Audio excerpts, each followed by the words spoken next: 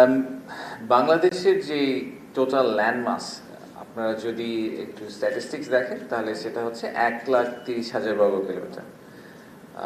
বাংলাদেশের সমুদ্র অঞ্চল, যেটা বাংলাদেশ সরকারের মধ্যে অন্তর্ভুক্ত, বে অফ বেঙ্গলের মধ্যে বঙ্গোপসাগরে, সেটা হচ্ছে প্রায় 1,64,000 বর্গ কিলোমিটার।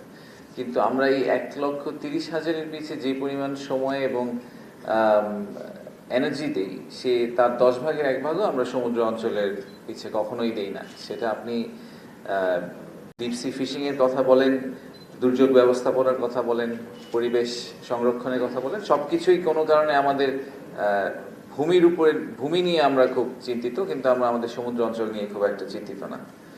তো মহেশখালী যে সমন্বিত উন্নয়ন কর্তৃপক্ষ, যেটাকে আমরা মিডা বলছি, আমরা একটা দায়িত্ব হাতে নিয়েছি যে আমাদের এই সমুদ্র অঞ্চল নিয়ে অনেকেই কাজ করছেন সরকারের ভিতরে এবং বাইরে, বাট আমরাও তাদের একটা বড় অংশ হিসাবে একটা রোল প্লে করতে চাই।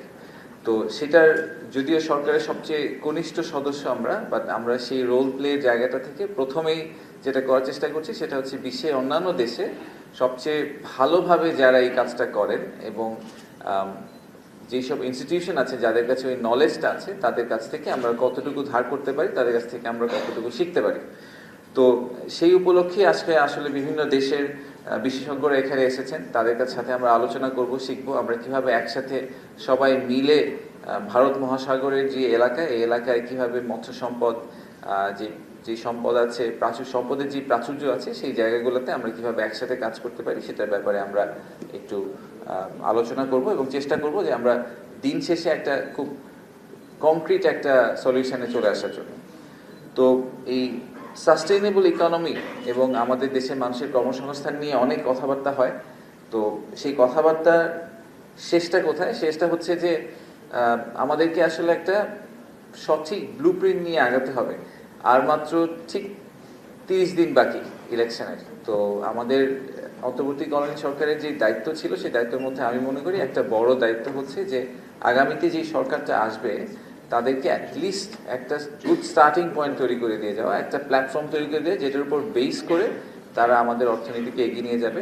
তো আজকের এই 2 দিনের যে ওয়ার্কশপ শুরু হলো, সেই ওয়ার্কশপের শেষে আমি আশা করছি যে ওরকম একটা ফাউন্ডেশন এবং একটা ইনিশিয়াল স্টার্টিং পয়েন্ট আমরা তৈরি করে দিয়ে যাব, যাতে নির্বাচিত সরকার এসে আমাদের দেশের এই সমুদ্রের যে সম্পদ আছে এবং আমাদের দেশের এই কোস্টাল এরিয়ার যে মানুষগুলো আছেন তাদের কর্মসংস্থানের যে ব্যবস্থা করার ক্ষেত্রে তারা একটা বড় ভূমিকা রাখতে পারবেন এবং আমাদের এই ব্লুপ্রিন্টটা তাদের জন্য একটা খুব ভালো সূচনা হিসাবে কাজ করবে।